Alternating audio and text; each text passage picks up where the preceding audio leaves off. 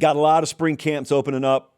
Nebraska's going to wrap their spring practice and have a game before some of these places have even begun spring practice. So it's weird. Not all the calendars just perfectly overlap. But for the teams that have begun spring practice, we got our ear to the ground. Ohio State has begun spring practice. You know, they're losing Caden McDonald. They're losing a lot defensively. But at Ohio State, sometimes you don't have to have heard the names to just blindly assume they're going to be pretty good. But in Ohio State's case, like Edric Houston, yes, we expect him, they expect him to backfill and be a big-time role player there. But here's what's interesting. They got a couple of guys from Alabama in the transfer portal. James Smith was one of them. And I don't know about you, if you're an Ohio State fan, you've probably heard this, but if you listen more and more from around there, it sounds like they're really excited about James Smith. And for that matter, if you look at the edge position, Kenyatta Jackson at the edge position, he's back. He's going to be a big-time playmaker for him. But then what's another name you hear? Quay Russaw, another Alabama transfer. So they got that pair of guys from Alabama that at least in the early portion of spring ball look to be checking all the boxes they need him to check. Now, Zion Grady is probably a guy who they have in-house there that has a higher overall upside, but he's a much younger guy. Legend Bay continues to be a name that we hear, that Ryan Day himself has mentioned a lot, kind of comparing him to Curtis Samuel from back in the day, just having that hybrid potential, feel like you could play him in 37 different roles offensively, and he is going to be a really good player for them, I think, for a long time. Okay. Let's go down the road a pretty good ways to Tallahassee, Florida. Florida State's got to get it done this year.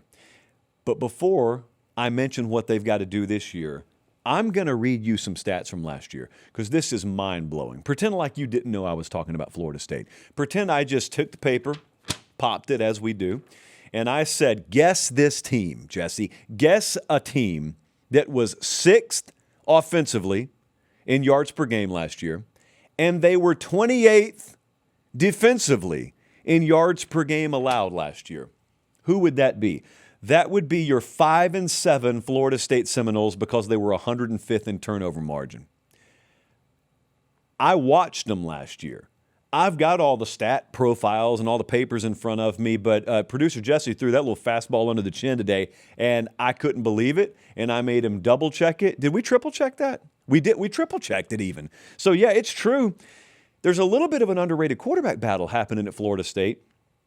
Underrated because I think people are paying attention to more high-profile battles out there. But Ashton Daniels and Kevin Sperry are battling it out there. Now, I think if FanDuel were to put odds out, and we haven't gotten to that point in spring ball yet, but one of these days maybe FanDuel puts odds out on quarterback battles, Ashton Daniels would probably be a solid favorite to win the job, but it is a legitimate battle. It's not a cosmetic quarterback battle, as we sometimes have in spring ball. But behind that, okay, let's get beyond that. Let's say Ashton Daniels does win the job.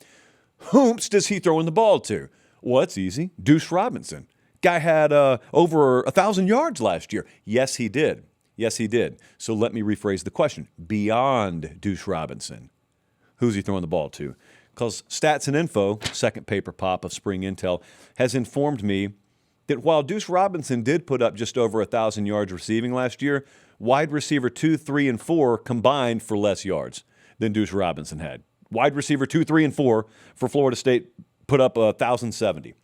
Javen Boggs, that's a name we've circled. That's a name a lot of folks close to the Florida State program have circled and told us to watch out for. They're replacing an entire offensive line here. They are leaning pretty heavily on the portal to do that. And so when you got that kind of dynamic, you don't know. I am convinced in a lot of cases that the coaching staffs themselves can't even know. How would you know? How would you know? That, as Meemaw so articulately said back in the day, is why God invented spring football. Now we go all the way, we hop on the jet, we go out, we probably land in Laredo to refill and refuel, and then we get back up in the air and we go all the way to Los Angeles, and we talk about USC. I got great news for everyone. If you're a USC fan, I've got great news for you. If you're a USC hater, I've got great news for you. We have been told this team will look better physically than any team they've had since Pete Carroll was there. That's good news if you're a Southern Cal fan for obvious reasons. It's good news if you're a hater too, because you don't think there's anything under the hood at USC. You think it's all cosmetic. You think that they always have good-looking athletes. You think that they can win a competition getting off the bus. They look great on magazine covers, but when it comes time to get the job done, Lincoln Riley's going to choke every time. That's what a USC hater would sound like. I know, because we have a lot of them in our audience. Well, it feels like they're seeing the effect at Southern Cal of that strength and conditioning overhaul they did a little over a year ago.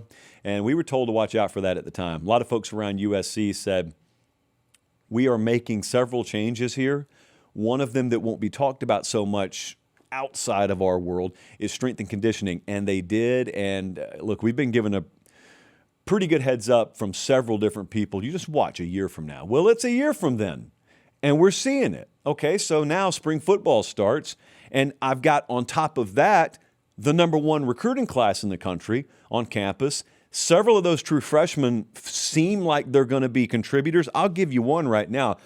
Luke Wafel, 5-star edge player, 6'5", 265, extremely long, extremely versatile. I think you'll see him on the field this year. My concern, interestingly enough, with Southern Cal is at the wide receiver position. And I have maintained, and I still maintain, that if my biggest concern about a USC team, outside of line of scrimmage, but line of scrimmage is getting figured out, and that's kind of a concern for everyone this time of year. But if my biggest concern about USC is either quarterback, which it's not this year, or receiver, which it is, and the head coach is Lincoln Riley, I'm going to at the very least count on him to fill those buckets with enough to get the job done. So they got a kid named Terrell Anderson from NC State. He's a transfer receiver. He looks like a guy who I'm going to be able to count on. But also Trent Mosley is a true freshman. I know it's halfway through spring ball. I'd be very surprised if he wasn't a big-time role player in the slot position specifically for them. And Caden Dixon-Wyatt, that's another freshman. Those are just two names that have emerged pretty early in USC camp out there. So let's keep an eye on that. But I'm going to go back to what I said, because right now it's March 15th. So we've got a long way to go until they open up against whoever it is they open up against, San Jose State in week 0. That's a week 0 game, yeah? Quick 5-second timeout. Check and make sure you're subscribed to the channel. It keeps it free. We love you. All right, back to the show. I'm telling you they're going to look different. That's all I'm telling you. They're just going to look different. Will they play different? I don't know. We got a little ways to figure that out. Clemson, we're going all across the country. Clemson. So, interesting times here. Dabo's obviously still there, but as you may or may not remember, Garrett Riley, a few years back, was a big-time addition. Well, we were all excited about it. I was excited about it. Dabo finally has learned and going outside the program for a big-time OC hire. Riley was at TCU, I think he was. And so he went and he got Garrett Riley as his offensive coordinator. That was going to be a big deal.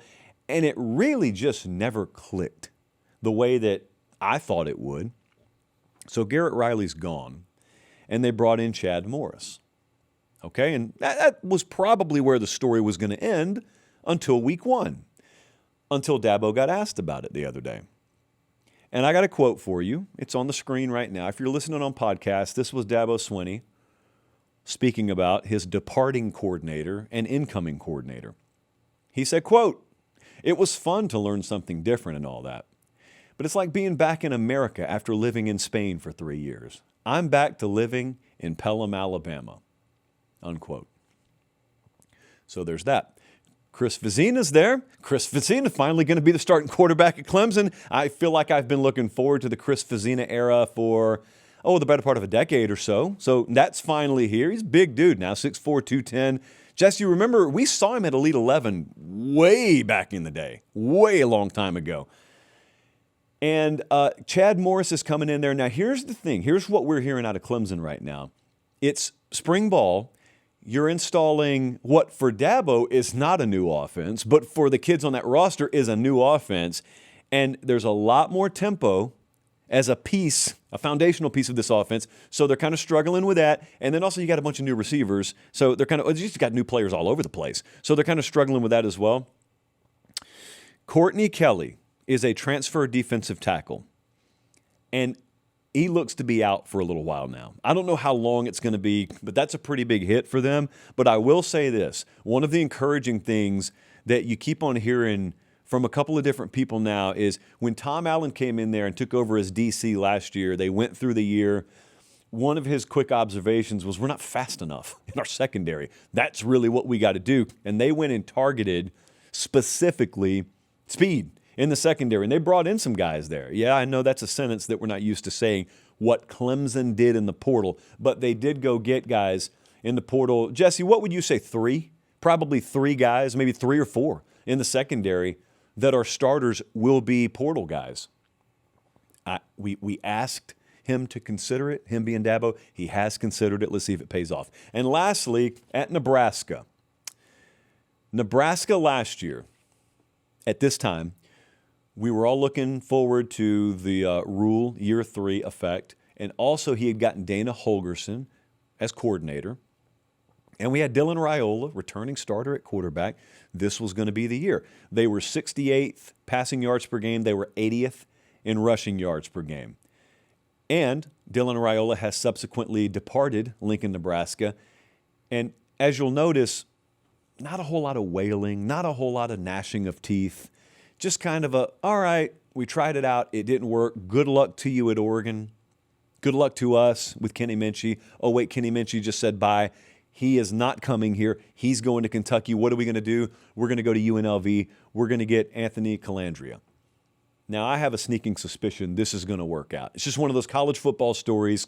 It's kind of like when last year with Austin Simmons going down at Ole Miss, and then in comes this backup quarterback from Ferris State that no one's heard of, and then all of a sudden you're in the playoffs. And that's just like a college football story, and you see versions of that every year. Not always to that extreme, but there's always this sort of, man, who could have seen this coming? Whom stood have seen this coming? I think maybe this year's whom stood have seen this coming special is Anthony Calandria, the quarterback that Nebraska didn't want to have to worry about going to get out of desperation, ends up being the perfect fit for that offense. Like, I am very convinced that they will improve their offensive numbers this year, specifically because of what that kid can do off script, doubly specifically because of what he can do in the run game. And they got a UCLA transfer at wide receiver, Quasi Gilmer, and at linebacker, Owen Chambliss. Those are two names. That's a linebacker from San Diego State, by the way. Those are two names that are standing out for Nebraska. Starting to get that itch, Jesse. The Nebraska itch. We've gotten it the last 2 years. We've taken over. They've missed by half a game each time. But that just means keep betting it, and eventually it will hit. And I got a long time to talk myself into 9 or 10 wins for Nebraska. Long time. A lot of runway. Okay? I can't even see the end of the runway. That's how much runway we have right now. Spring intel. It's a beautiful time of year. Nebraska's spring game is the 28th, right? March 28th. And there are teams that haven't started spring ball. Oregon will not have started. When does Oregon start spring ball? Jesse's Googling. Jesse, you don't have all the spring dates memorized? Why are you here? What are you even doing? It's distracting. So Matt Rule swears by this. Now, Matt Rule says, I'm never going back to a late spring. Go ahead. UCLA starts April 2nd. Nebraska wraps spring ball March 28th. The cold weather team wraps spring football before the warm weather team begins spring football. Okay,